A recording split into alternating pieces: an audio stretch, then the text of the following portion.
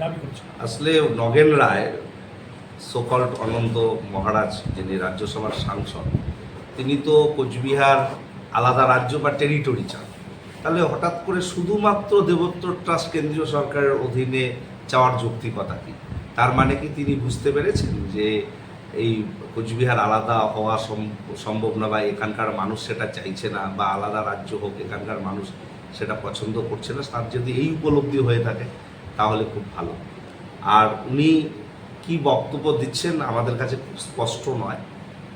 Federal স্ট্রাকচারকে মান্যতা দিয়ে এই বিষয়গুলো রাজ্য সরকারের অধীনেই থাকে এবং স্বাভাবিকভাবে রাজ্য সরকারের অধীনেই পর্যটন দপ্তর দেবোত্তর ট্রাস্ট বোর্ডটা দেখছে এবং দেবোত্তর ট্রাস্ট বোর্ডের আন্ডারে মন্দিরগুলো রক্ষণাবেক্ষণ, সংরক্ষণ, অন্যান্য কাজ অত্যন্ত সুচারুভাবে হচ্ছে এবং এই বোর্ডের চেয়ারম্যান ডিএম নিজেই রয়েছে। তো স্বাভাবিকভাবে কেন্দ্রীয় সরকারের তত্ত্বাবধানে আনার যৌক্তিকতা কী সেটা আমার বোধগম্য হচ্ছে না। বরং অনন্ত মহারাজকে পরামর্শ আমি দেব, জেলার একজন মানুষ হিসাবে, জেলার প্রাক্তন সাংসদ হিসাবে, আমরাও সাংসদ হিসেবে বহুবার দাবি করেছি যে কাজগুলো হয়নি, কেন্দ্রীয় সরকার করেনি বা কেন্দ্রীয় সরকার করবার সদিচ্ছা নেই। রাজবাড়ির রক্ষণাবেক্ষণ আরও বেশি করে সেটাকে মেনটেন করা, যেটা the archaeological survey of India কেন্দ্রীয় সরকারের পর্যটন এবং সংস্কৃতি মন্ত্রকের অধীনে রয়েছে, সেটা ভালো করে রক্ষণাবেক্ষণ হোক, সেটার আরও সৌন্দর্যায়ন হোক।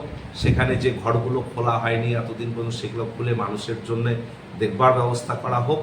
এই বিষয়গুলোর উপর বেশি করে তদবির আপনারা করুন পার্লামেন্টে। কেন রাজপাট ঢিবি এখনও পর্যন্ত খনন কার্য সম্পন্ন হচ্ছে না?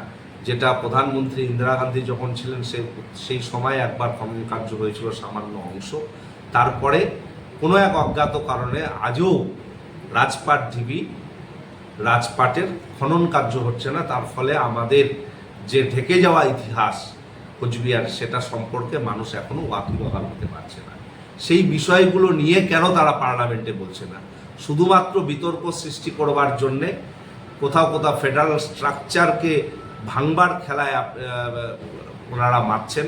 এটা আমাদের বোধগম্য হচ্ছে না। আমরা চাই যে বিষয়গুলোর উপর গুরুত্ব আরোপ করা দরকার সেগুলোকে গুরুত্ব না দিয়ে তারা যেগুলো রাজ্য সরকার খুব সুন্দরভাবে পরিচালনা করছে সেগুলোকে হস্তক্ষেপ করতে চাইছে। এখানে বিজেপির অনেক রাজনৈতিক কৌশল রয়েছে, সেই কৌশলের অংশীদার হিসেবে হয়তো অনন্ত মহারাজও কাজ করছে।